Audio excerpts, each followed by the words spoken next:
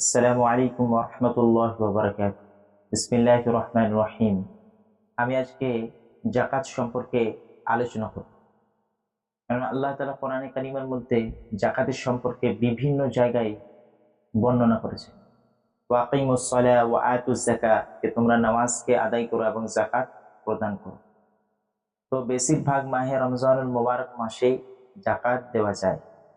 আমাদের মধ্যে অনেক জিনিস প্রচলিত রয়েছে, যেই জিনিসগুলোকে দূর করা একান্ত দরকার। আমাদের মধ্যে ধারণা কি, যে অনেকে ভাবি যে মাহে রমজান মাসেই জাকাত দিতে হয়। এটা সব থেকে বড় ভুল ধারণা। একটা কথা মনে রাখবেন, মাহে রমজানুল মোবারক জাকাতের মাস নয়। মাহে রমজানুল মোবারক হচ্ছে রোজার মাস।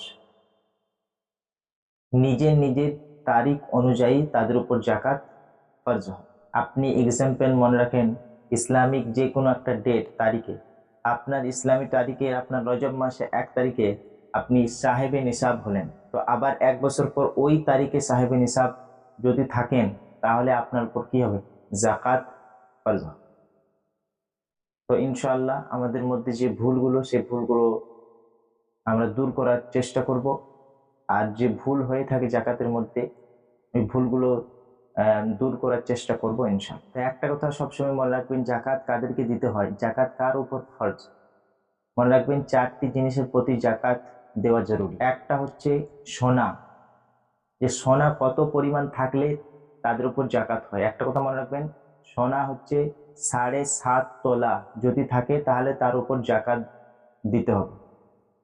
7.5 তোলা ওই সময় যখন, যদি আপনার কাছে শুধু যদি সোনা থাকে, শুধু সোনা, আর আপনার কাছে কোনো পয়সা নেই, কোনো টাকা নেই, রূপও নেই, তাহলে কিন্তু সুযোগ যদি থাকে, তাহলে 7.5 তোলা সোনা।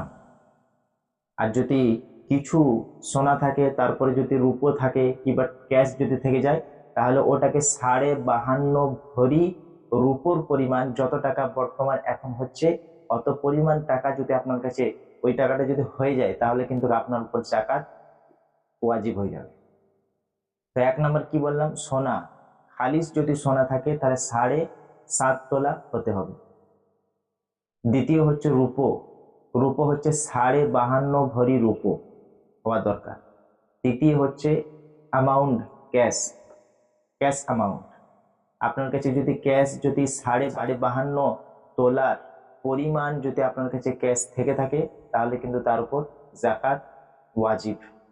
আর একটা হচ্ছে আপনার ব্যবসার সামান। আপনি এক্সাম্পল একটা গাড়ির শোরুম খুলেছেন, আপনি আপনি গাড়ি বিক্রি করেন, তাহলে গাড়ি বিক্রি করেন, কিংবা গোলদারি দোকান আছে আপনার, যে কোনো কাপড়ের দোকান হোক, তিজারত অর্থাৎ ব্যবসা সামান, যে জিনিস সামানগুলো কেনা হয়, বেচার নিয়তে কেনা হয়, ওই জিনিসের প্রতি জাকাত ফরজ। তো 1 নম্বর কি বললাম, সোনা। দ্বিতীয় হচ্ছে রূপো। আর তৃতীয় হচ্ছে ক্যাশ অ্যামাউন্ট। আর চতুর্থ হচ্ছে কি, ব্যবসার সামান। তো মনে রাখবেন, আপনি ধরলেন যে রজব মাসে 5 তারিখে আপনি কি হলেন, 52.5 ভরির রূপোর পরিমাণ আপনি মালিক হয়ে গেলেন। ওই ডেটটা নোট করে রাখবেন।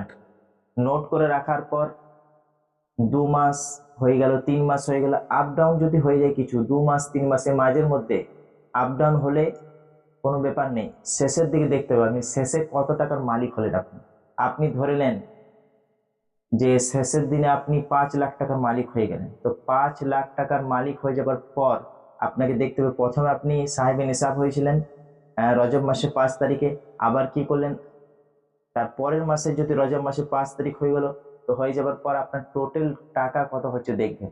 যদি আপনি ধরেন 1 লাখ টাকা হয়েছে আপনার, তো 1 লাখের মধ্যে 2,500 টাকা আপনাকে, 2,500 টাকা আপনাকে কি করতে হবে, জাকাতের জন্য বের করতে হবে। এইভাবে হিসেব করতে হবে। আপনি 1 লাখ 2 লাখ থাকে, তাহলে 5 লাখ টাকা আপনাকে, 5,000 টাকা আপনাকে কি করতে হবে, জাকাত বের করতে হবে। এইভাবে বের করতে হয়। আর যদি আপনার যদি সোনা যদি থাকে 2 ভরি, 2 তোলা যদি সোনা থাকে, আর তারপরে যদি একটা টাকাও যদি রয়ে গেল আপনার কাছে ক্যাশ, তো ওটাকে জয়েন করতে হবে, ওটাকে অ্যাড করতে হবে, যে 52.5 তোলা যে পরিমাণ এখন কত টাকা হচ্ছে, যদি অত টাকা পরিমাণ যদি আপনার ক্যাশ হয়ে যায়, তাহলে কিন্তু আপনাকে জাকাত দিতে হবে।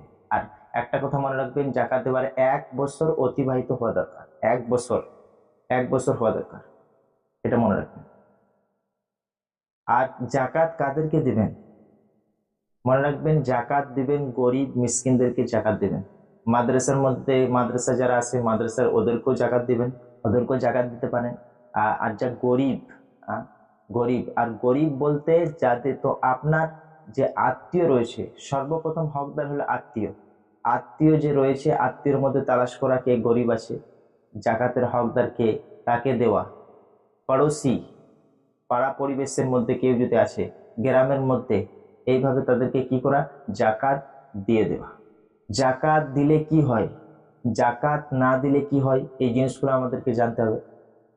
আল্লাহ তাআলা কোরআনের মধ্যে বলেন, যে ব্যক্তি জাকাত দেয়, ইন্নাল্লাযীনা আমানু ওয়া আমিলুস সালিহাত, যে ব্যক্তি ঈমান আনে এবং তার উপর নেক আমল করে, ওয়া আকিমুস সালাত, আজ নামাজ কায়েম করে, ওয়া আতুজ যাকাত, যাকাত আদায় করে, লাহুম আজরুহুম ইনদা রাব্বিহিম, তো তার রবের নিকট রয়েছে তাদের জন্য পুরস্কার। ওয়ালা খাউফুন আলাইহিম ওয়ালা হুম ইয়াহজানুন, তাদের কোনো ভয় নেই, তাদের কোনো টেনশন নাই, তাদের দুঃখ কিছু নাই। তো যারা জাকাত দেয়, এটা তাদের জন্য কি করা, খুশখবর। আর যারা জাকাত দেয় না, অনেকে আমাদের মা বোনেরা আছে জাকাত তারা দেয় না, সোনা রূপোগুলোকে কি করে রাখে, জমা করে রাখে। এই যে সোনা রূপোগুলোকে জমা করে রাখে, এর মধ্যে আল্লাহ তাআলা কোরআনের মধ্যে বলেছেন, ওয়াল্লাযীনা ইয়াকনিজুনা আয-যাহাবা ওয়াল ফিদ্দাতা ওয়া লা ইউনফিকুনাহা ফি সাবিলিল্লাহি ফাবাশশিরহুম বিআযাবিন আলীম। আল্লাহ তাআলা বলেন, ওদেরকে কঠিন আযাবের সুসংবাদ দাও, যারা সোনা রূপো জমা করে রাখে অথচ আল্লাহর রাস্তার মধ্যে কি করে না, খরচ করে না। ইয়াউমা ইউহমা আলাইহা ফি নারি জাহান্নামা ফাতুকওয়া বিহা জিবাহুহুম ওয়া জুনুবুহুম ওয়া যুহুরুহুম। আল্লাহ তাআলা বলেন, ওই যে সোনার উপগুলোকে জাহান্নামের আগুনে উত্তপ্ত করা হবে এবং তাদের কপালের মধ্যে, তাদের পাঁজরের মধ্যে, তাদের পিঠের মধ্যে ওই উত্তপ্ত করার পর তাদেরকে দাগা হবে। আর সেদিন বলা হবে, হাযা মা কানাজতুম লিআনফুসিকুম ফাযুকু মা কুনতুম তাকনিজুন। আর সেদিন বলা হবে, এই যে তোমাদের সম্পদ, যে সম্পদগুলো তোমরা জমা করে রেখেছিলে, সেদিন বলা হবে, আজ এই সম্পদের তোমরা স্বাদ গ্রহণ করো। আমার বন্ধুরা, আমার প্রিয় ভাইরা, আমরা কি করব, শুদ্ধভাবে আমরা হিসেব করে যেন জাকাতটা দিতে পারি, আল্লাহর আযাব থেকে যেন আমরা বাঁচতে পারি। আপনারা সহি শুদ্ধভাবে জাকাত দেওয়ার কি করবেন, চেষ্টা করবেন।